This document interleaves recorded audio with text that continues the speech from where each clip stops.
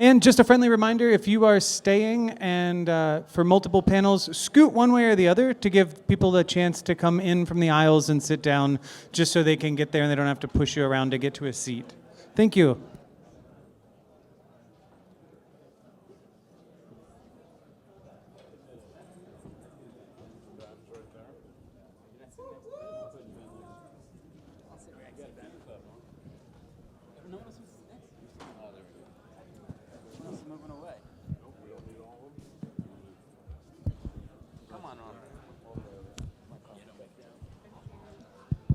All right.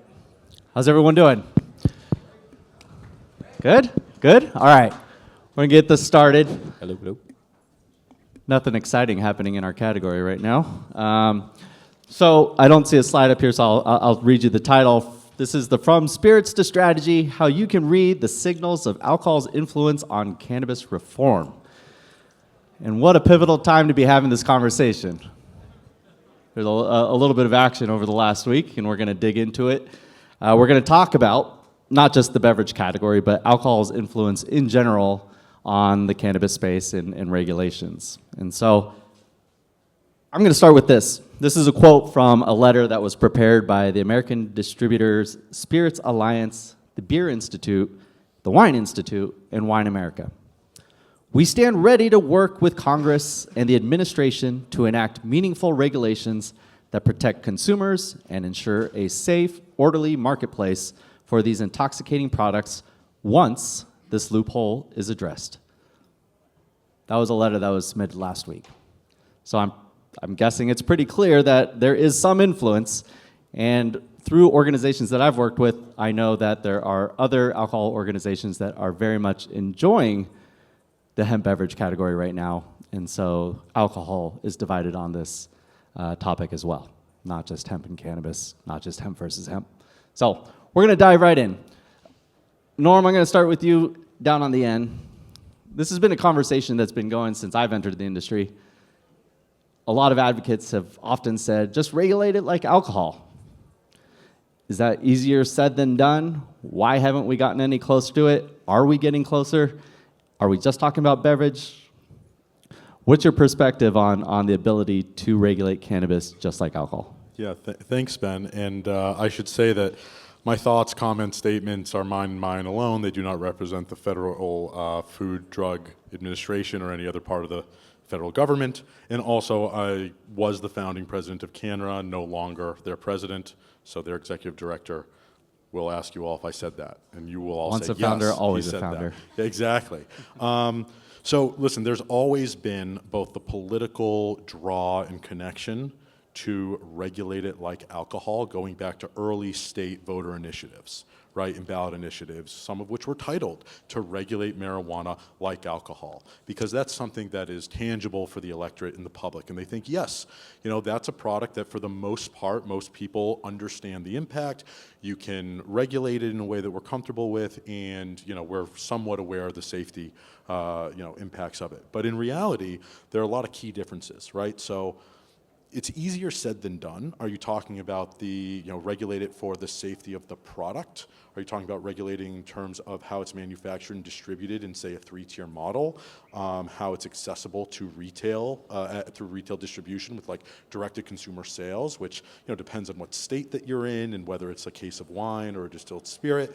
Some of the things that I think people don't understand from just a purely like regulatory public health and safety standpoint is alcohol has its own limitations in terms of, let's call it potency or content or concentration, right? You know if your bartender has a heavy pour.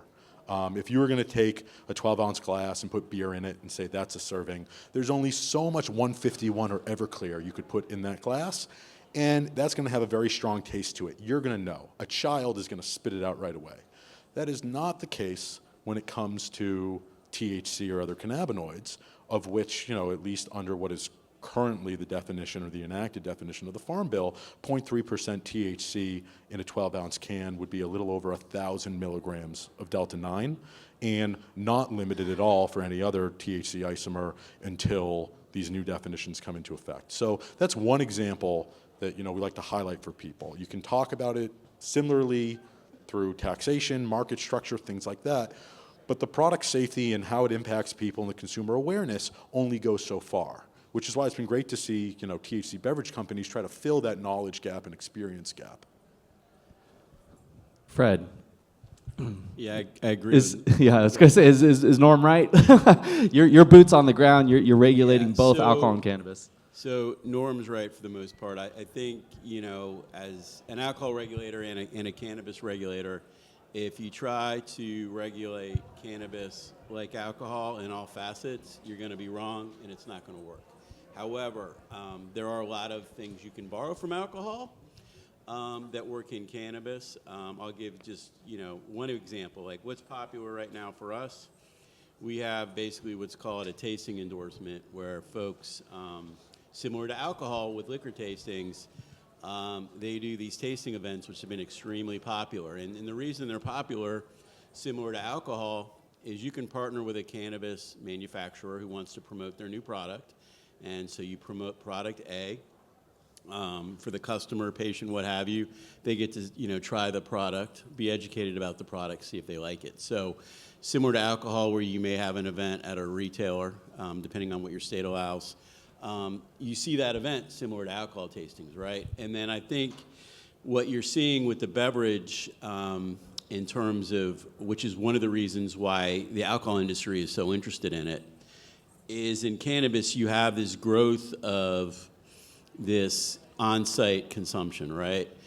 But what you see is if you just have on-site consumption of cannabis, that really hasn't taken off in a lot of states, and there's a variety of reasons for that. But all of a sudden you have these cannabis beverages, and then it's like, oh, wait a minute, this is gonna help with our on-site consumption, right? And then you start having that on-site consumption model. It's like, well, this low THC content. To Norm's point, with some forms of cannabis, the THC content is high. You're gonna take like one edible, and depending on the content, you may be done. Whereas with a low THC product, there's more of a social aspect to it, similar to alcohol, which is kind of why you see the alcohol industry in it. So you can't regulate it from a product safety and a health perspective the exact same as alcohol, but you can look at some of the models in terms of, whether it's education, tastings, on-site consumption, there's some similarities there. Yeah. So like really thinking about it in like kind of two tiers, so to speak, of understanding the product quality from like an FDA perspective, and then how does that get regulated from a service and sales. Ankur, from the regulated side, you've been navigating the regulated channel for a number of years now. How have you thought about this narrative of regulating it like alcohol, and then with the emergence of beverages, how has that maybe shifted your perspective on regulations? Yeah, I mean, I think that for me, I'm very much thinking about it from a perspective of different levels of potency products and different form factors. So I think for me, it makes a lot of sense to have a low-dose beverage in the alcohol channel. I think that's where it'll have the most exposure. I think that's where consumers will be able to buy it most easily alongside other beverage products. I think when it comes to higher potency products, other form factors, I think that's where, certainly for our business, we're looking to preserve the state licensing frameworks that are out there, and we think that's where those types of products belong. But I think as I look forward from what happened last week, I'm trying to think about where can there be alignment between the licensed cannabis industry, the hemp companies, and big alcohol. And I think that conversation is going to lead down a path of looking at different potencies and form factors in different ways. And ideally, we can land in a place where we can put out certain products through the alcohol channel, use it to kind of grow the overall exposure of the industry and introduce new consumers to these products, while still recognizing that the higher potency products, certain form factors may belong in a more tightly regulated supply chain and environment. And so I'm trying to find where can there be possible areas of overlap. And I do think there's a place for the alcohol three-tier system, but it's a question of what's going to flow through there specifically. Yeah, really interesting time to be thinking about that. We have 360 days of uncertainty with the recent regulations that were passed in the minibus. Kraig, I know we share a lot of similar thoughts when it comes to the low-dose beverage space, but when you start thinking about how do we address these different form factors let's start having this conversation. If we have to drive regulatory clarity over the next year, if we're talking about regulatory convergence, like how do you think of it? Like what direction are we going? First of all, I think that a year is not the right necessarily barometer, right? Because the spending bill expires and has to be renewed in January. So we've got another shot at this, and it's not a year from now. It could be really fast. I don't understand the politics of this town well enough. I don't know the roadmap. I don't know when you roll the dice, whether you move 2 pieces or 10 pieces. I don't know whether you're playing Chutes or Ladders or Monopoly. Without understanding all that, it's really hard to figure out what's going to get through and what's reasonable. But what's apparent is, based on some research I've done, could be a little wrong in my numbers, but about 90% of the hemp biomass that's legally farmed under state licenses in the United States is not used for high spectrum full spectrum CBD and beverages. 90% of it's used for vapes and gummies. So that's a big constituency of people that are going to be in Mitch McConnell's office screaming at him and Rand Paul's office. And that's one state. I heard there was 3 new coalitions spun up over the last week. Yeah. So the number of people that are going to weigh in on the issue is more than regulated cannabis, hemp, and beverage. You know, it's tobacco, it's big pharma, everyone rooting for Schedule III. I'm not sure if that's such a great thing to be rooting for. And organized labor, who actually moves these things. And the reality is, the majority of intoxicating, for lack of a better word, beverages are sold cold through convenience stores and on-site consumption. And the 3-tier system, while it probably isn't necessary anymore, they are really good about going into convenience stores 3 to 4 times a week and resupplying cold beverages. Do we think that alcohol has an interest in the product categories beyond beverage? Yes. I would agree with that. I think it varies depending on which part of alcohol you're talking about. I mean, I think it was really fascinating to watch in this process over the last few weeks, different segments of the alcohol space come out very differently on these issues. And so I don't know if it's a universal thing, but my sense is that certainly in the licensed THC space, I think there's a lot of fear that if alcohol grabs low-dose beverage, then what's next and where could it eventually expand into? And certainly in Michigan, there's a live, where our company's based, there's a live debate happening right now around hemp beverage, and there was a lot of debate and discussion around what form factors, where will it start, where could it eventually go to. So I think, look, it's a real concern for those of us who have built our whole businesses in these licensed markets. Like, of course, we want to have some sort of protection around our key form factors. So I think it is a question, and I think that there's probably a desire, certainly among the retailers in the alcohol world, to grab more of the form factors and the pie. And I think that's where I go back to what can we all align on, meaning like the various constituencies and industries. And to Craig's point, it may not just be alcohol, hemp, and cannabis, but at least among those 3 groups, if we can find some alignment, I think it would help all of our industries to try to find that common ground. And to your point, we have, for the hemp space, there's a year to figure it out. So things have to move fairly quickly, I think, for something to happen. I was on the phone with a retailer last week, liquor retailer, who told me, pretty big chain, not name dropping, 25% of his sales now are gummies. 25% of a liquor store sales are gummies. That's wild. Yeah. Ben, I think it's important to understand that alcohol is not all one thing, right? There are 3 tiers. Distributors clearly are not what retail is in terms of the interest here, and not the big brands, right? And so, distributors have a lot of pull at the state level. They have maybe some less pull federally because they are siloed. I mean, yes, you have your Southern Glazers of the world and your Reyes's, but there are a lot of smaller operators, right, on the distribution side, and they're just moving widgets, right? They are seeing decline in sales. They just want to fill the trucks and fill the shelf space. Same with retailers, right? But when you look at the brands, we can't ignore the history of the lessons learned from state-regulated marijuana in terms of where things kind of went sideways and where they had to correct. And we shouldn't ignore the history when it comes to the Tobacco Master Settlement Agreement and now what alcohol did to self-regulate when it comes to marketing, and their history with Mothers Against Drug Driving, and all these things as we look at the last 3 years of trends from poison control centers and pediatric poisonings related to THC products. And I mean, it's very, very clear looking at the trend of what emerged after the 2018 Farm Bill and what was not necessarily exacerbated by state legalized markets, right? So you're asking, oh, does alcohol want to go beyond beverage? I don't think alcohol wants to be in beverage if that beverage is 100 milligrams in a 5-hour energy shot. I don't think alcohol wants to be in gummies if those are anything north than, 5 or 10 milligrams, because that's what the comparable equivalent is in the regulated state programs, because they've learned that lesson. And you look at the products that are out there right now, or have been out there in the hemp space, and it's not everyone, but the worst actors who advertise in ways that tobacco and alcohol never would are keeping those players, in a position where they're saying absolutely not, or maybe after we kill everyone else who's in the space, and then we can do it with our lessons learned.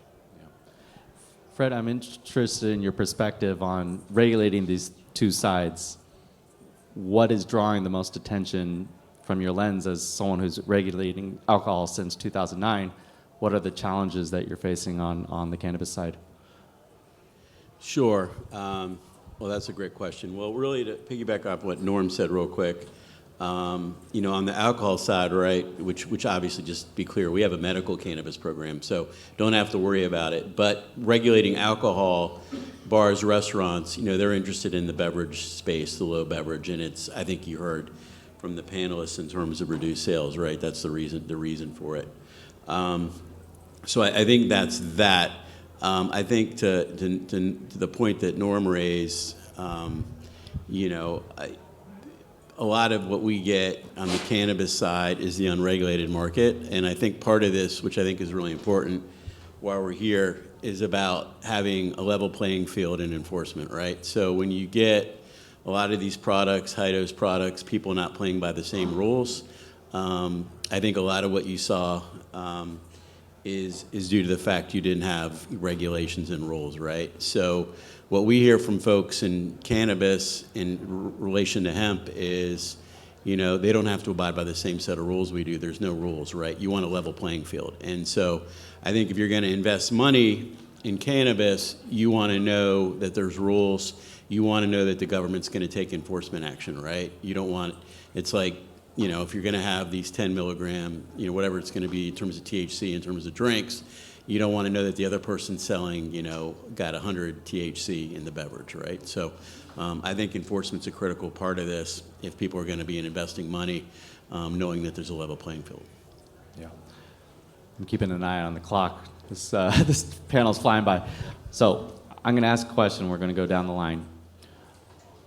As we're in this kind of volatile period where everyone's rushing to DC to influence the direction, what do the hemp and cannabis operators, pick your poison, what do they need to hear in this moment? What do you feel is palatable as we try to chart the course for the next steps for cannabis and hemp? And or is that course already charted by alcohol? I believe, just straight up, that full spectrum CBD should never have been picked up in these regulations. I take 75 milligrams CBD every day. That product will be illegal a year from now. That makes no sense to me. It's not intoxicating. I use it as an anti-inflammatory and a cancer preventer. It cured my son from insufferable migraine headaches when he was 15 years old. I believe those products, there's no reason for them to be banned. 2, low-dose beverages are probably, in my opinion, the single biggest mass market opportunity for the regulated cannabis industry to introduce new consumers to legally buying THC products in age-gated environments. And for the regulated cannabis space to be fighting against low-dose beverages simply because they're not subject to the same rules is, it's confusing to me. In their defense, I think it is the baby with the bathwater It is, being but thrown out. But Ankur. Yeah, I think I'm going to spend a lot of my energy trying to create some alignment between hemp and cannabis, and I'm not even sure what those words even mean anymore in this context after what happened last week. But, from my standpoint, the best way for us to influence the outcome vis-a-vis alcohol or other more established industries is for us to be aligned. among the cannabis and hemp players. And so that doesn't mean everybody in those two universes are going to be aligned, but can we find a subset of hemp operators and a subset of cannabis operators that see the world in the same way and are looking for the same outcome? I think we'll have much better luck having an impact on whatever comes out of the federal government if we're aligned versus infighting amongst each other. So that's something that I think is worth spending time on. Absolutely. Yeah, I think for us it's going to be interesting to see how the federal and state interests work. Right? Is it going to be? You have these states; they have hemp licenses, they have other things going on. How's that going to work? Obviously we heard a lot of enforcement about gas stations and other things. These high dose hemp products that aren't licensed. So are states going to be allowed to come up with their own scheme, own licensing? Is that going to be permitted? It's kind of interesting because obviously cannabis is federally legal, but a lot of states have medical programs and adult programs. So how's that going to interact with hemp? So that's going to be interesting. States' rights. Right, there you go. Make sure we preserve that. That and cleanup. I think the most important thing for any sensible progress is for people to be honest, people not to hide the ball, people not to hide behind misinformation or selective information, whether it's been when I was a regulator in Rhode Island or in New York or with Canada or more recently. The vast majority of my time was spent correcting the record of the misinformation that was provided to policymakers. And I can recall early on hemp operators when we did the comprehensive framework for CBD in New York saying, we don't want to put a warning on the label that this could contain THC and that could pop a drug test, despite a CDL driver suing on these claims in California at the time. We said, guys, this is good for you from a liability standpoint. We need to let people know. We don't want them to associate it with that, right? And we see that kind of over and over again to where I've sat in a continuing legal education course with attorneys where someone from a prominent hemp operator at the time is saying, it's hemp, it can't get you high, while selling 300 milligram Delta-8 nerd ropes on that company's website. If you're expecting there to be compromise, progress, direction, regulatory certainty, it makes it so much harder when the majority of time is spent correcting people as to what the facts and the motives are. If you're for intoxicating products, say, we are for intoxicating products and here's why and here's how we think it can work. If you're for full spectrum CBD, say that. If you're for both, say that. But let's not paint everything with such a broad brush because no one really benefits from that. They just look at the worst possible outcomes that have happened, of which there have been a significant amount, and the answer becomes to address that worst outcome. In other words, they know. All right, what an amazing panel. This is such a pivotal time. We do need to come together. If we're actually going back to the title, alcohol's influence is heavy, and we need to have aligned voices if we're going to have any impact on the conversation in our future. Thank you, everyone. Thanks, Matt.